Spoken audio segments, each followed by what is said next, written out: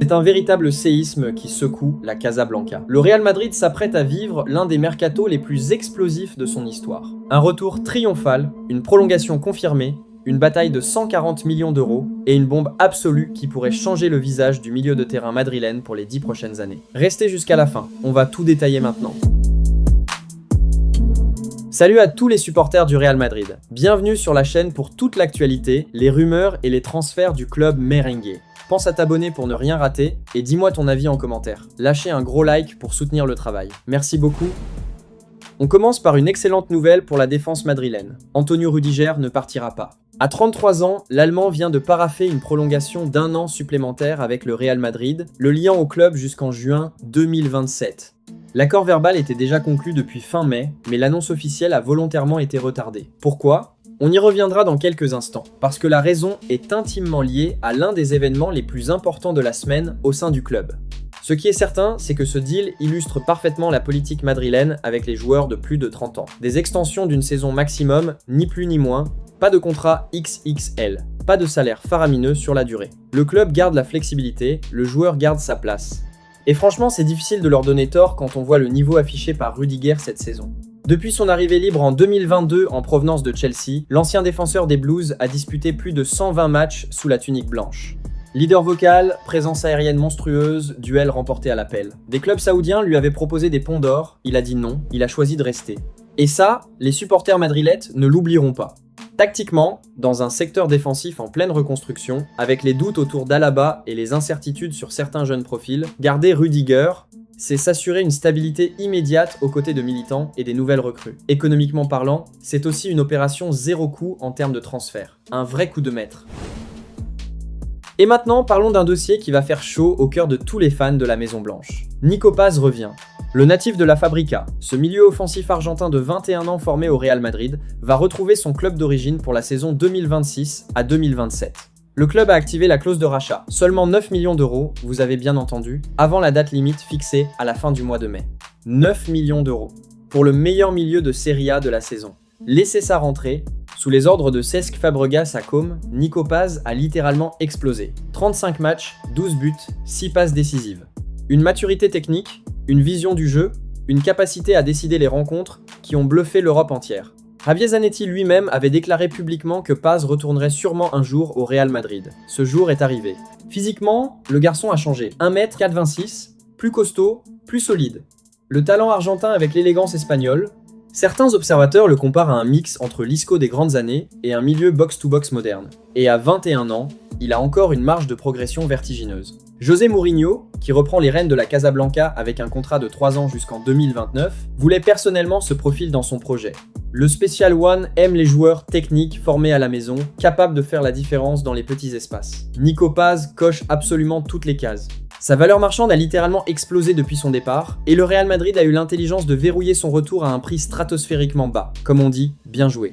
Avant de passer aux deux dossiers les plus brûlants de cette vidéo, et croyez-moi, on garde le meilleur pour la fin. Petit défi, on essaye de passer la barre des 1000 likes sur cette vidéo. Je compte sur vous. Allez-y. Le mercato estival 2026 n'a pas encore officiellement démarré que le Real Madrid se retrouve déjà dans un dossier colossal. Enzo Fernandez, 25 ans, international argentin, vice-capitaine de Chelsea, pousse activement pour quitter Londres cet été. Et sa destination rêvée, c'est Madrid, la Casablanca. Son agent a déjà pris contact avec le Real. Le joueur rêve du club merengue depuis des années, au point d'avoir déjà eu des problèmes disciplinaires à Chelsea pour avoir affiché publiquement son attrait pour le club madrilène. Cette fois, c'est officieux mais concret. Enzo veut partir, et il est prêt à forcer les choses malgré un contrat courant jusqu'en 2031. Problème, Chelsea ne lâchera pas son joyau pour rien. Le prix affiché est astronomique, 140 millions d'euros. Certaines sources parlent même d'un montant supérieur, d'un deal historique pour les Blues. Le club londonien est en position de force. Avec un contrat ultra long, mais une saison décevante sans qualification européenne les rend potentiellement plus flexibles. De son côté, le Real Madrid est intéressé, surveille la situation de près, voit en Enzo un renfort de choix pour renforcer un milieu qui, malgré Bellingham, Valverde, Camavinga et Tchouaméni, a besoin de créativité supplémentaire. Mais le club merengue ne veut pas casquer 140 millions cash. La formule envisagée, environ 100 millions plus un joueur. La bataille financière ne fait que commencer. Ce feuilleton va durer tout l'été et les prochaines semaines seront décisives. Et maintenant, le dossier qui fait trembler toute l'Espagne. Rodrigo Hernandez dit Rodri. Ballon d'Or 2024. Milieu défensif de Manchester City. Et potentiellement la prochaine recrue XXL du Real Madrid. Un compte spécialisé dans les transferts internationaux a lâché une information qui a fait l'effet d'une bombe il y a quelques heures. Il y aurait déjà un accord personnel entre Rodri et le Real Madrid. Contact établi, discussion avancée, l'info est énorme, elle est aussi, soyons honnêtes, à prendre avec des pincettes parce que le timing de tout cela n'est pas anodin. Car il faut comprendre le contexte. Le Real Madrid vit un moment charnière de son histoire institutionnelle. Le 7 juin 2026, les socios vont voter pour élire leur président. C'est la première élection véritablement contestée depuis 20 ans. En face de Florentino Pérez, 79 ans, au pouvoir depuis 2009, se dresse un challenger ambitieux de 37 ans, Enrique Riquelme, entrepreneur dans les énergies renouvelables. Et Riquelme a fait de Rodri son argument de campagne numéro 1. Il a déclaré publiquement « Si je deviens président, un joueur comme Rodri jouera pour le Real Madrid ». Il a promis 2 superstars. Rodri est la première nommée.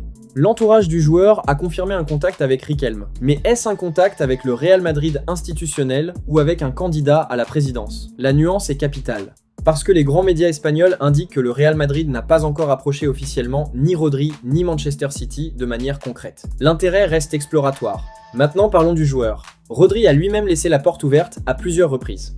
Il a dit vouloir éventuellement revenir en Liga, qu'on ne pouvait pas refuser les plus grands clubs du monde et que son passé à l'Atlético ne l'empêcherait pas de rejoindre le Real. City, de son côté, pousse fortement pour une prolongation avec une offre salariale améliorée. Rodri a aussi traversé une grave blessure au ligament croisé antérieur en septembre 2024, avec des pépins musculaires qui ont rendu son retour compliqué. Cela refroidit certains clubs sur une dépense titanesque. Le prix ? Entre 70 et 100 millions d'euros selon les estimations. Un investissement faramineux pour un joueur de 30 ans avec des antécédents physiques. Et la concurrence interne au milieu madrilène est déjà dense. Tchouaméni, Bellingham, Valverde et désormais Nico Paz.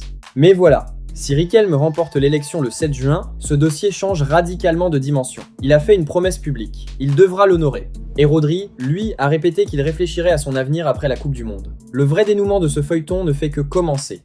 Retenez bien ce nom, parce que Rodri au Real Madrid, c'est peut être la plus grande histoire de ce mercato 2026. Voilà pour ce tour d'horizon complet du mercato madrilène. Dis-moi dans les commentaires, selon toi, qui doit être la priorité absolue du Real Madrid cet été, Enzo Fernandez ou Rodri? N'oublie pas de t'abonner à la chaîne pour suivre en exclusivité toute l'actualité du club merengue, de liker et de partager la vidéo pour soutenir le travail. Merci beaucoup.